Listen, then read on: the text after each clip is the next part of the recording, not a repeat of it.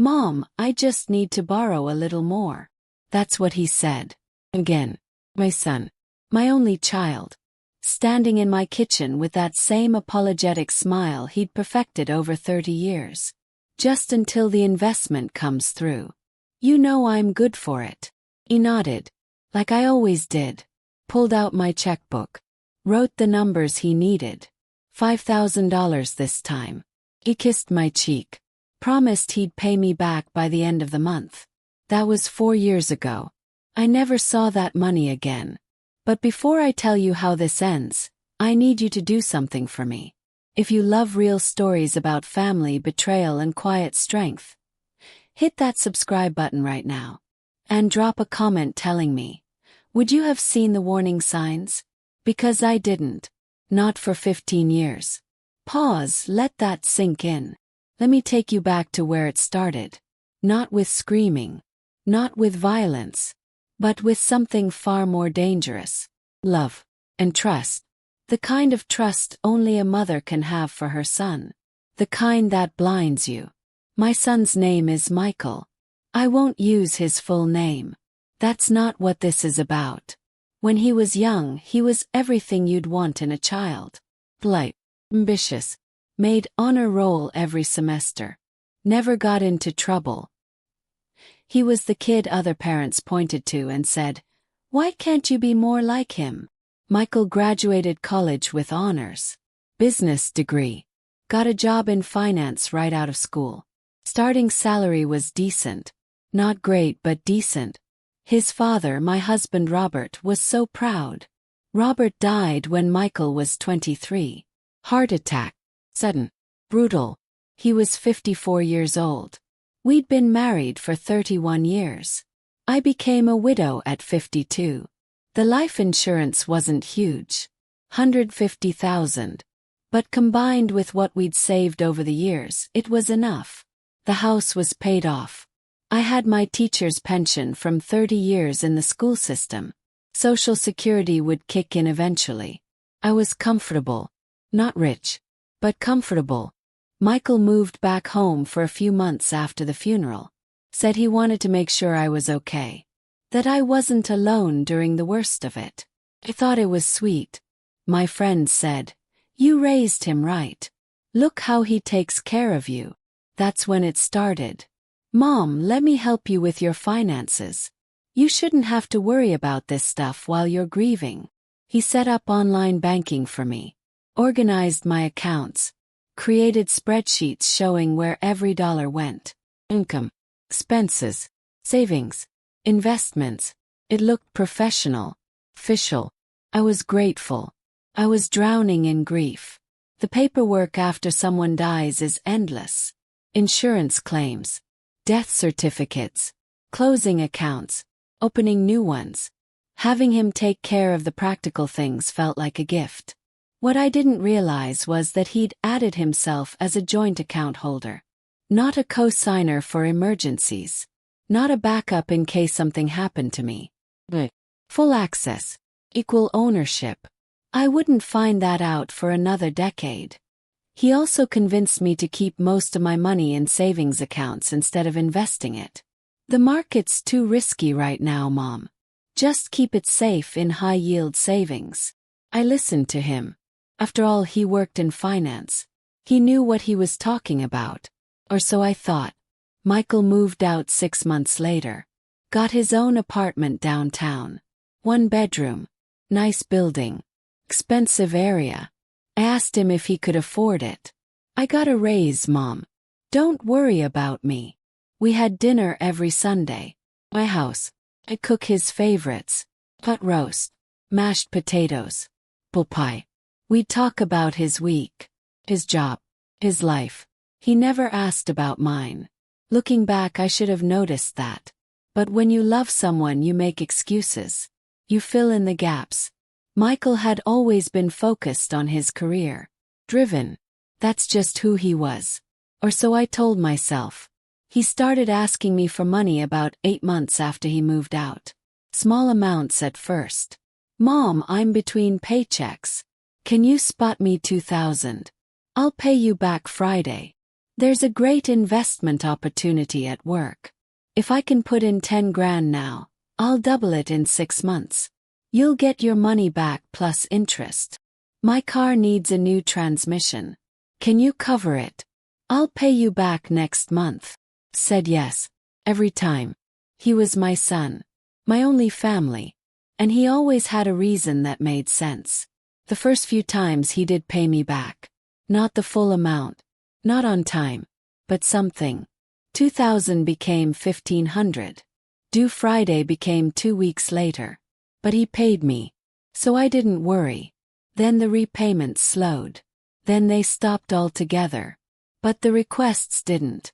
Mom, I know I still owe you from last time, but this is an emergency. I'll pay you back double next month, I promise. You're the only person I can count on. That last one worked every time. By the time he turned 30, I'd loaned him $40,000. By 35, it was over 60,000. Kept a notebook. Blue spiral bound. Kept it in the drawer of my nightstand. I wrote down every loan. A date. The amount. What he said he needed it for. When he promised to pay me back. I never showed it to him. He never asked about it. He didn't need to. Because I never asked him to repay me. I'd mention it sometimes. Gently. Michael, honey, do you remember that loan from last year? I could really use that money for some house repairs. Yeah, Mom, I know. Things are just tight right now. I promise. Sue never came. But I kept lending. Because what else was I supposed to do? He was my son. Here's the thing about financial abuse. It doesn't announce itself. There's no bruise you can photograph. No scar you can show a doctor. No police report you can file. Just slow erosion. Like water wearing down stone.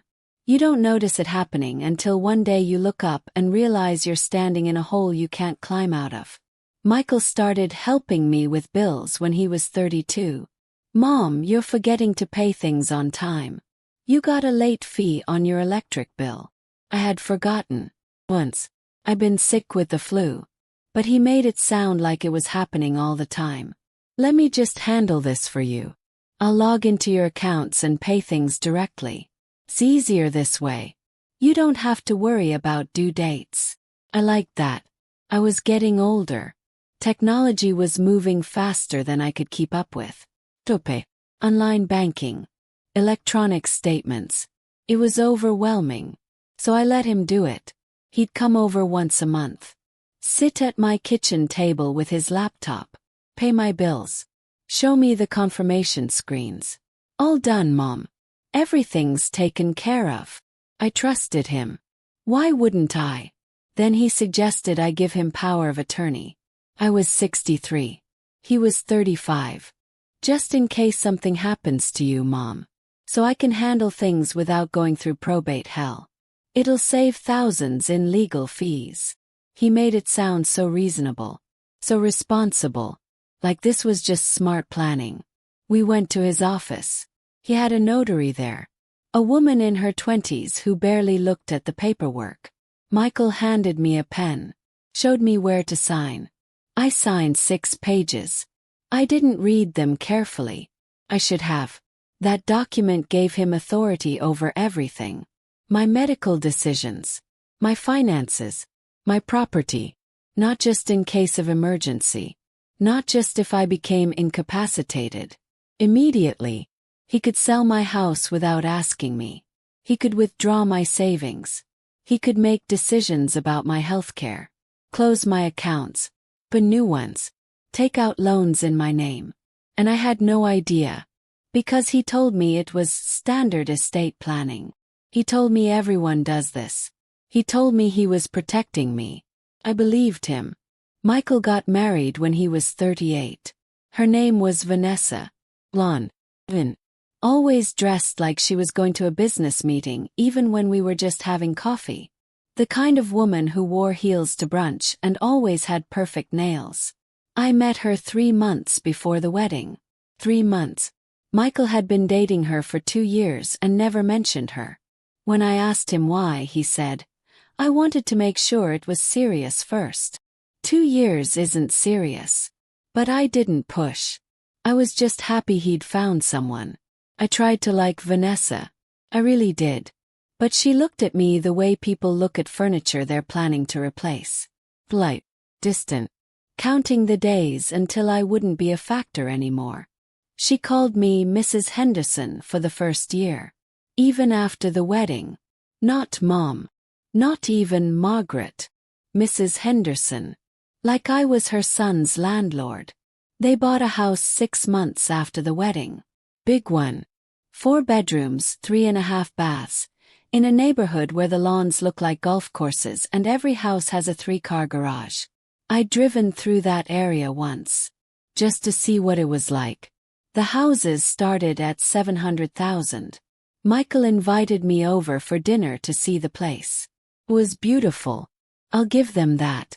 Marble countertops. Hardwood floors. A chandelier in the dining room that probably cost more than my car. How did you afford this? Yes. Michael laughed. We got a great mortgage rate, Mom. Don't worry about it. But I did worry. Because I knew what Michael made. I'd seen his pay stubs years ago when he applied for his first apartment. Unless he'd gotten massive raises, the math didn't add up. And Vanessa didn't work.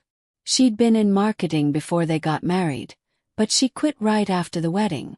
I'm focusing on building our home, she'd said. So they were living on one income.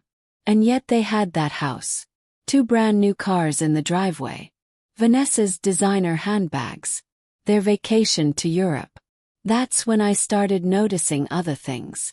The expensive dinners. The country club membership. The furniture that looked like it came from magazines. And Michael was still asking me for money. Mom, Vanessa doesn't know about the loans. She'd be upset if she found out. She thinks I'm better with money than I am. Can you just keep this between us? So I did. Kept his secrets. I protected him from his own wife. I made myself smaller and quieter so he could look successful. Because that's what mothers do. Right. The first time I said no was 2 years after his wedding. I was 66. My roof needed repairs. $12,000. Had the money. But it would take most of my emergency savings. Michael called that same week. Mom, I need $15,000. The property taxes came in higher than we expected. For the first time in 15 years I hesitated. Michael. Honey, I can't right now. My roof is leaking and I need to get it fixed.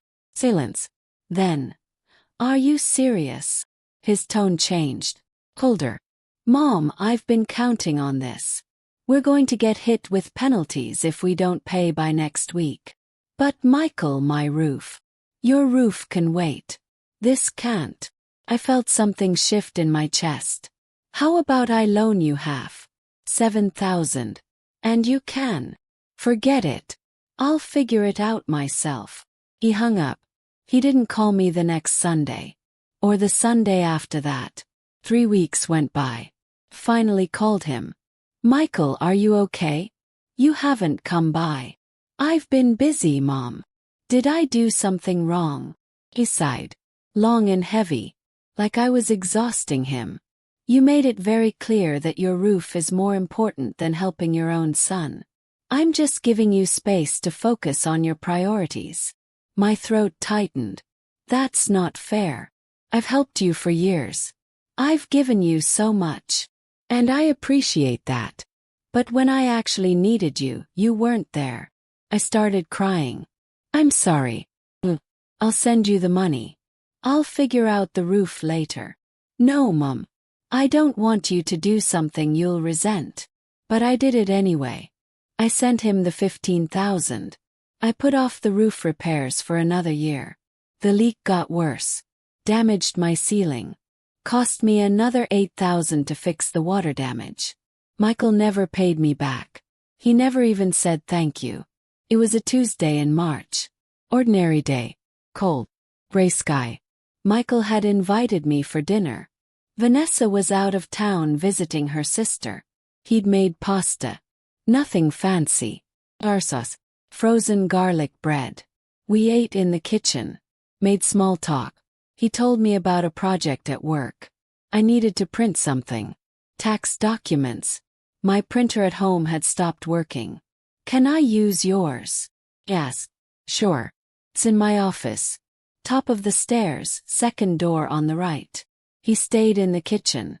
Loading the dishwasher. Climbed the stairs. Found the office. Big desk. Leather chair. 2 monitors.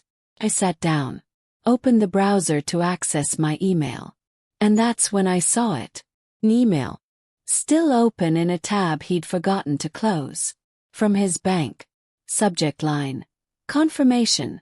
Wire transfer $25,000. I should have closed it.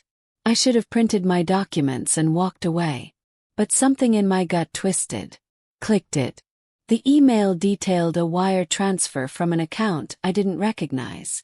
But the account nickname was familiar. Mom's Savings, Joint Access. My hands went numb. I opened another tab. Logged into my own bank account. Used the password Michael had set up for me years ago. And I saw it. Months of transfers. Well, years. Thousands of dollars. Moving from my savings into accounts I'd never authorized. Some labeled Investment Portfolio, MJ.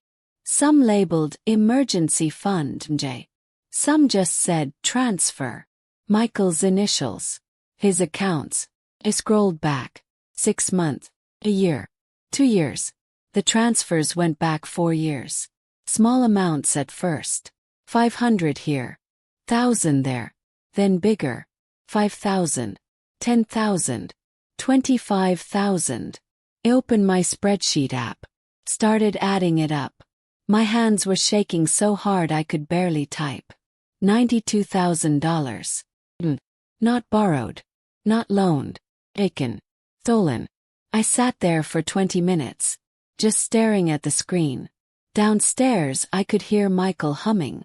Putting dishes away. Everything in me wanted to scream. To run down there and demand answers. To ask him how he could do this. But something stopped me. A cold clarity I'd never felt before. If I confronted him now, he'd have an excuse. He'd have a story. He'd twist it somehow. Make me feel guilty. Make me feel like I'd misunderstood. He was good at that. So instead I did something else. I took screenshots. Every transaction. Every transfer. Every statement. I forwarded the email to myself. I saved everything to a flash drive I found in his desk drawer. Then I deleted my browsing history. Printed my tax documents. And went back downstairs. Get everything you needed? Michael asked. He nodded. Yeah. Thank you. We finished dinner. Smiled. Asked how Vanessa's trip was going. Michael never knew. He walked me to my car. Kissed my cheek. Love you, Mom. Love you too. I drove home in silence. No radio. No crying. Just silence. I walked into my house. Locked the door. Set my purse on the counter. And then I sat in my kitchen and stared at the wall for 2 hours. I didn't sleep that night. I sat at my kitchen table with my laptop and that flash drive. I opened every file. Read every line. Then I opened my blue notebook. The one where I'd tracked his loans. $63,000 in loans I'd documented. $92,000 in transfers he'd never told me about. $155,000 total. More than my husband's life insurance. More than 3 years of my pension. 4 in the morning I made coffee. And I started making phone calls. The first call was to my bank. I waited until they opened at 8 a.m. Asked to speak to someone about fraudulent activity on my account. They transferred me 3 times. Finally I got someone who listened. A man named David. Older. Patient voice. I explained everything. He was quiet for a long time. Then, "Ma'am, I'm so sorry this happened to you. This is financial elder abuse. We have a special department for this." He transferred me again. A woman named Carol took over. Mrs. Henderson, I'm going to walk you through this step by step. First, we need to secure your accounts immediately. We changed every password, every PIN, every security question. We removed Michael's joint access. We froze my accounts temporarily. Now, Carol said, you need to file a police report. And you need a lawyer. Do you have one? I didn't. I'm going to give you some names. These attorneys specialize in elder financial abuse. Call them today. I wrote down 3 names. The second call was to a lawyer. Her name was Patricia Chen. She could see me that afternoon. Patricia's office was small. 2nd floor of an old building downtown. No fancy furniture. No expensive art. Just file cabinets and a desk covered in paperwork. She was in her 50s. Gray-streaked black hair pulled back. Reading glasses on a chain. She shook my hand. Firm grip. Sit down, Mrs. Henderson. Tell me everything. I did. Took 40 minutes. I showed her the screenshots. The statements. My blue notebook. She made notes. Questions. When I finished, she took off her glasses. This is textbook financial exploitation. You have a very strong case. What do I do? First, we revoke the power of attorney immediately. That document is dangerous. He has complete legal control over your life right now. My stomach dropped. What? The power of attorney you signed. It's not just for emergencies. It's active now. He can make decisions for you. About your health. Your property. Everything. Felt sick. Patricia continued. We're going to file paperwork today. We'll revoke that power of attorney. We'll remove him from any remaining joint accounts. We'll file a fraud report with the bank and the police. Will he go to jail? She hesitated. Maybe. But that's not the goal. The goal is to get your money back and make sure he can never do this again. How do we do that? We send him a demand letter. Legal. Formal. We lay out exactly what he took and exactly what we expect him to repay. We give him a deadline. And we make it very clear that if he doesn't comply, we'll pursue criminal charges and civil litigation. Will that work? It works often enough. Because here's what he's facing. Felony theft, fraud, elder abuse charges, financial exploitation. If this goes to trial and he's convicted, he could face years in prison. His career would be over. His reputation destroyed. He paused. Most people pay when they realize what's at stake. What if he can't pay? Then we go after his assets. His house, his cars, his bank accounts. Whatever it takes. I nodded slowly. Okay. Let's do it. Patricia smiled. Not warm. Just satisfied. Good. We start today. We moved fast. Patricia filed the power of attorney revocation that afternoon. By the next morning it was processed. Michael no longer had any legal authority over my life. She also filed paperwork with my bank. Reported the unauthorized transfers under their elder abuse protection policy. This is going to take time, she warned. Banks move slowly. But they will investigate. And if they determine this was fraud, they'll reimburse you. How long? Could be months. But we'll push them. Next we went to the police. Filed a formal report. Fraud. Financial exploitation of a vulnerable adult. The officer taking the report was young. Couldn't have been more than 30. He looked at my evidence. This is your son. Yes. And he had access to your accounts. Yes. But I didn't authorize these transfers. Did you give him power of attorney? Yes, but, ma'am, if you gave him legal access, this might be a civil matter. Not criminal. Patricia stepped in. Officer, power of attorney doesn't give someone the right to steal. It's a fiduciary relationship. He had a legal obligation to act in her best interest. These transfers were clearly not in her best interest. This is exploitation. He nodded slowly. Okay. I'll file the report. But you should know, these cases are hard to prosecute when there's existing legal access. Patricia handed him her card. Then I guess we'll see you in court if it comes to that. We left. Is he right? Yes. Will they not prosecute? Maybe. Maybe not. But that's not the point. The point is we've created a paper trail. Michael now has a police report with his name on it. That's leverage. The final step was the letter. Patricia drafted it herself. 1 page. Single-spaced. Legal letterhead. You are hereby notified that all financial access previously granted has been revoked effective immediately. Any further unauthorized access or withdrawal will be prosecuted to the full extent of federal and state law. A full accounting of unauthorized transfers totaling $92,000 is attached. These transfers were made without consent and constitute financial exploitation under State Statute 18-6.5-103. You have 72 hours from receipt of this letter to 1. Return all documents, cards, or access credentials related to the above referenced accounts. 2. Contact this office to arrange a repayment plan. Failure to comply will result in immediate criminal prosecution and civil litigation to recover damages, including but not limited to attorney fees, court costs, and punitive damages. This is your only notice. At the bottom, Patricia's signature. Mine. No emotion. No accusations. Just facts. We sent it certified mail. Signature required. To his office. Not his home. Patricia said that was strategic.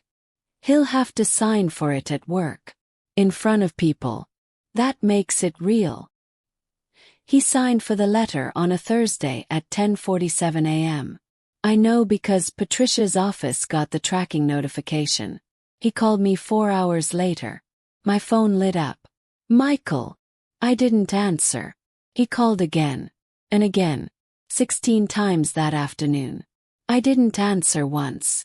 Around 6 p.m. he showed up at my house. I watched him through the window. He knocked. Rang the doorbell. Knocked again. Mom. Mom opened the door. We need to talk about this. I sat in my living room. Sippy. Didn't move. Mom, please. This is crazy. Just let me explain. I could see his face through the glass. Panic. Confusion. Anger cycling through. He pounded harder. You're really going to do this? You're really going to destroy your own son over money? I stayed silent. He stood there for 20 minutes. Finally he left. I heard his car peel out of the driveway. The next morning Vanessa called. I almost didn't answer. But curiosity won. Hello. What the hell did you do? Her voice was ice. I protected myself.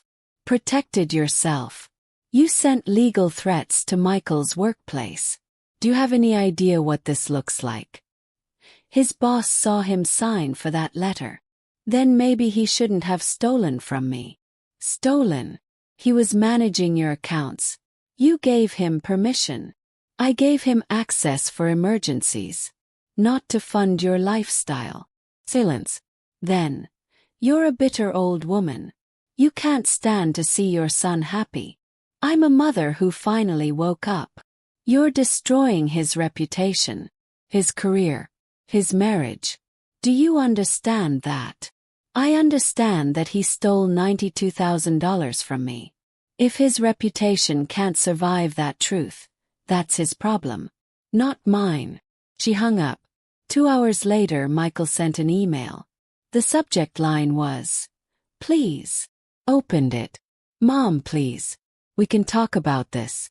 I was going to pay you back. I just needed time. The money was for investments that would have benefited both of us. I was trying to help you. Please don't do this to me. Please. I'm your son. Love you. We can fix this. Just call off the lawyer. Please. I read it twice. Then I forwarded it to Patricia. She replied within minutes. Perfect. He just admitted to taking the money. Save this. I didn't respond to Michael. Patricia did. She sent him a formal response. Your acknowledgement of the transfers has been noted. You have 48 hours remaining to comply with the terms outlined in our previous correspondence. Any further direct contact with Mrs. Henderson will be considered harassment and will be reported to law enforcement. Attached was a repayment plan. $92,000. Plus interest.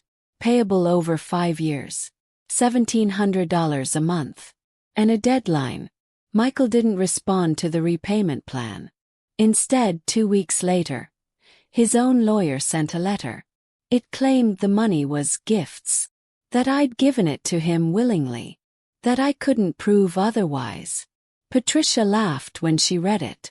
They're desperate. This won't work. She sent back our evidence. The emails where he called them loans. The text messages where he promised repayment. Screenshots of him saying, I'll pay you back. My blue notebook with dated entries. The power of attorney paperwork showing his fiduciary duty. His own email saying he needed time to pay me back. His lawyer went quiet. A week later we got a different letter. They wanted to settle. Offered me $30,000. To avoid the expense of litigation. Patricia called me. What do you want to do? I want what he took. All of it. Good answer. She rejected the offer. We waited. Then my bank called. Pearl. The woman from the fraud department. Mrs. Henderson, we've completed our investigation. We've determined that the transfers in question were unauthorized and constitute elder financial abuse. We're going to reimburse you the full amount. $92,000. $92,000. I started crying. Thank you. Thank you so much. You're welcome. The money will be in your account within 5 business days. We're also filing a suspicious activity report with federal authorities. Your son may face additional consequences. Hung up. Called Patricia. Told her. That's excellent news. Now we can focus on punitive damages and attorney fees. Do we need to? That's up to you. But you're entitled to them. Thought about it. Let's see what he does. What he did was nothing. No calls. No emails. No apologies. Just silence. 3 months later, I heard through a mutual acquaintance that Michael and Vanessa had put their house up for sale. 6 months after that, someone told me they'd filed for bankruptcy. I didn't feel victorious. I didn't feel vindicated. I just felt empty. And then, slowly, something else. Relief. It's been 3 years now. I'm 70 years old. I live alone in the same house I've had for 40 years. My accounts are secure. My money is mine. I sleep well at night. Michael sends me a card every Christmas. Generic ones. The kind you buy in bulk. Thinking of you during the holidays. Michael. No apology. No acknowledgement. Just a card. I don't open them anymore. They go straight into the recycling bin. People ask me if I regret it. If I wish I'd handled it differently. If I miss my son. The answer is complicated. Do I miss the son I thought I had? Every day. But that son never existed. The real Michael was someone who saw me as a resource. A bank account with no withdrawal limit. A woman too afraid to say no. I was never his mother in the way I wanted to be. I was his safety net. His backup plan. His solution to every problem he created. And when I finally cut that cord, he didn't fight for me. He fought for my money. That tells you everything you need to know. I learned something through all of this. Something I wish I'd known 40 years ago. Love isn't supposed to cost you everything. Real love doesn't keep score. Doesn't make you feel guilty for having boundaries. Doesn't punish you for saying no. Family isn't supposed to drain you dry while smiling in your face. And trust. Trust is something you give carefully. Not blindly. I trusted Michael because he was my son. I thought that bond was sacred. Unbreakable.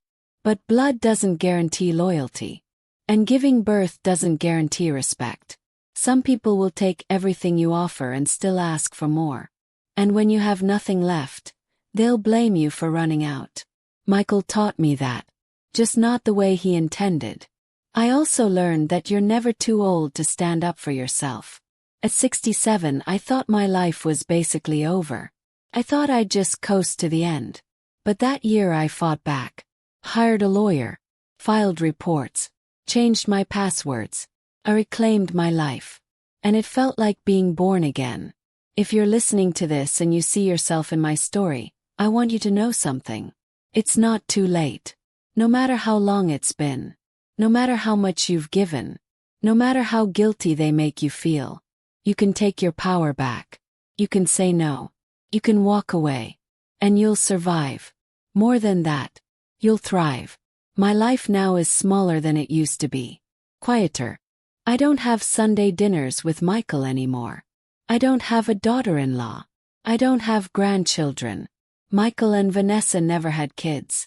I don't have family holidays. But I have peace. I have friends. Good ones. Women I've known for decades. We have coffee. Play cards. Go to movies. I volunteer at the library twice a week.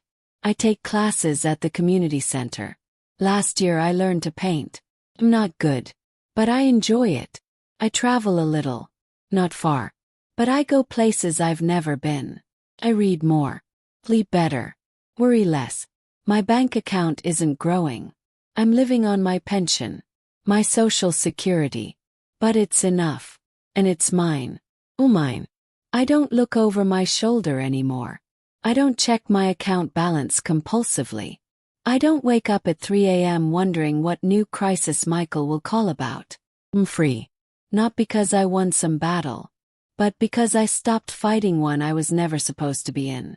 If this story moved you, if it made you think about your own relationships, your own boundaries, do me a favor. Like this video. Share it with someone who needs to hear it. And subscribe for more true stories about strength, survival, and the quiet power of taking your life back. Drop a comment below. Have you ever had to cut ties with someone you loved to protect yourself? What would you have done in my situation? I read every single comment. Thank you for listening to my story. And remember, you are never too old to stand up for yourself. You are never too broken to rebuild. And you are never too alone to start over. Your life is yours. Protect it. Now if you liked the video, then subscribe the channel.